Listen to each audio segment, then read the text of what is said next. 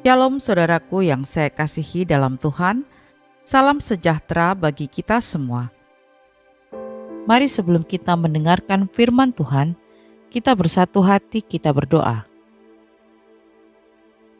Bapa di surga, Bapa yang kami panggil di dalam nama Tuhan Yesus Kristus, kami bersyukur buat hari yang baru ini, kalau kami ada sebagaimana kami ada, semua karena kasih setiamu.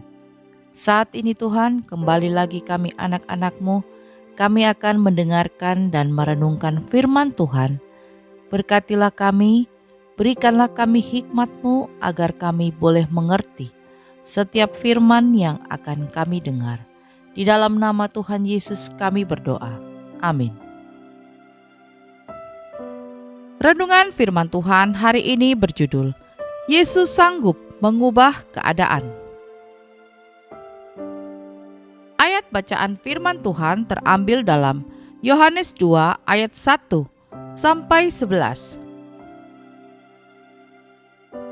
Pada hari ketiga ada perkawinan di Kana yang di Galilea, dan ibu Yesus ada di situ.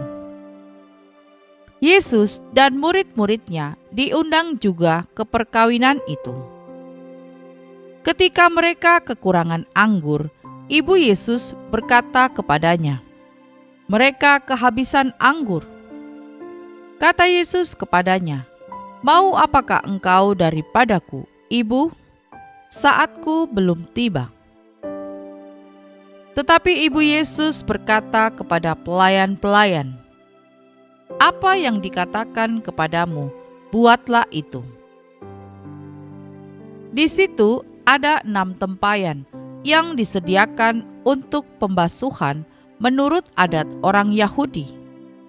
Masing-masing isinya 2-3 buyung. Yesus berkata kepada pelayan-pelayan itu, "Isilah tempayan-tempayan itu penuh dengan air." Dan mereka pun mengisinya sampai penuh.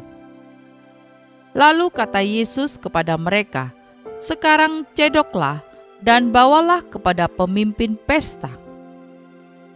Lalu mereka pun membawanya. Setelah pemimpin pesta itu mengecap air yang telah menjadi anggur itu, dan ia tidak tahu dari mana datangnya, tetapi pelayan-pelayan yang mencedok air itu mengetahuinya. Ia memanggil mempelai laki-laki dan berkata kepadanya, "Setiap orang menghidangkan anggur yang baik dahulu, dan sesudah orang puas minum, barulah yang kurang baik. Akan tetapi engkau menyimpan anggur yang baik sampai sekarang." Hal itu dibuat Yesus di Kana yang di Galilea sebagai yang pertama dari tanda-tandanya, dan dengan itu ia telah menyatakan kemuliaannya, dan murid-muridnya percaya kepadanya. Saudaraku yang saya kasihi, kisah pesta perkawinan di kota Kana adalah kisah tentang air berubah menjadi anggur.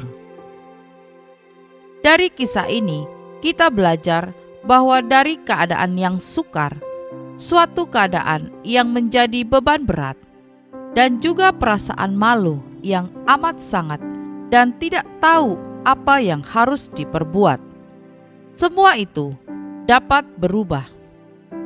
Lewat peristiwa ini kita juga melihat bahwa Yesus yang hadir dalam peristiwa Kana adalah Yesus yang penuh kuasa, yang sanggup mengatasi setiap keadaan.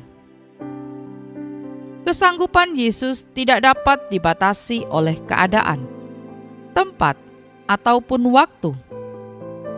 Tidak ada yang mustahil bagi Yesus. Pertanyaannya adalah, apakah yang harus dilakukan supaya keadaan berubah dan dapat diatasi? Saudaraku yang saya kasihi, kalau kita ingin keadaan kita berubah, maka hal pertama yang harus kita lakukan adalah mengundang Yesus. Ketika kita mengundang Yesus dalam kehidupan pernikahan kita, maka dalam hubungan suami istri, kita tetap dapat menjaga kekudusan, meskipun keadaannya tidak baik. Kemudian hal yang kedua yang harus kita lakukan adalah menghampiri Yesus dalam doa. Maria langsung lari menghampiri Yesus dan berkata, mereka kehabisan anggur. Maria tidak meminta, dia hanya menyampaikan keadaan sulit dalam pesta. Menghampiri Yesus dalam doa sama seperti yang dilakukan Maria. Kita menceritakan isi hati kita kepada Tuhan. Biarlah kita hanya lari dan mengadu kepada Yesus, karena Dia sanggup untuk menolong kita. Saat keadaan yang kita hadapi tidak bertambah baik, maka biarlah kita menghampiri Yesus dalam doa. Kemudian hal yang ketiga, kita harus mentaati perintah Yesus. Ketika para pelayan menaati perintah Yesus, maka air menjadi anggur. Keadaan dapat diatasi sebab mujizat terjadi. Para pelayan itu adalah gambaran dari kita, anak-anak Tuhan. Dibutuhkan ketaatan kepada Tuhan kalau keadaan kita ingin mengalami perubahan. Yesus sanggup mengubah keadaan kita jika kita menaati perintah-Nya. Saat Yesus mengubah keadaan kita, maka Dia akan memberikan perintah terlebih dahulu. Saat kita mendapat perintah Tuhan, kita harus melaksanakannya dengan semangat agar perubahan terjadi. Perubahan terjadi lewat mujizat yang Yesus kerjakan. Tidak ada cara lain untuk dapat melihat perubahan yang baik terjadi selain mengundang Yesus masuk dalam hidup kita, berdoa kepada Tuhan, dan menaati setiap firman-Nya. Amin. Kita berdoa. Tuhan Yesus, kami mau keadaan kami berubah menjadi baik. Sebab itu berfirmanlah kepada kami siap melakukannya. Terima kasih Tuhan untuk firman-Mu. Ya Bapa, kami bersyukur buat hari yang baru ini, buat nafas yang masih Engkau berikan bagi kami. Ajarlah kami untuk tidak menyia-nyiakan waktu yang Engkau beri. Pakailah hidup kami Tuhan, hanya untuk menyenangkan hati-Mu.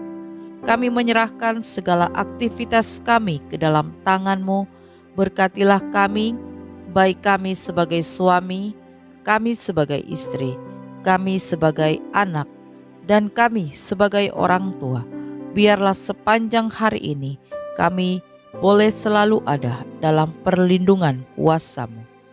Ya Tuhan, berkatilah segala pekerjaan kami, usaha kami, bisnis kami, apapun yang kami kerjakan, kami serahkan ke dalam tangan Tuhan. Kami percaya Engkau Allah yang akan membuat kami berhasil. Terima kasih Tuhan. Kiranya kasih Tuhan, sukacita, dan damai sejahtera dari Allah Bapa senantiasa boleh memenuhi setiap hati kami anak-anak-Mu. Di dalam nama Tuhan Yesus kami sudah berdoa dan mengucap syukur. Haleluya. Amin. Puji Tuhan, kita sudah berdoa pagi hari ini. Saya percaya kita sudah diberkati. Sampai berjumpa kembali dalam doa kita nanti. Selamat pagi, selamat beraktivitas. Tuhan Yesus memberkati.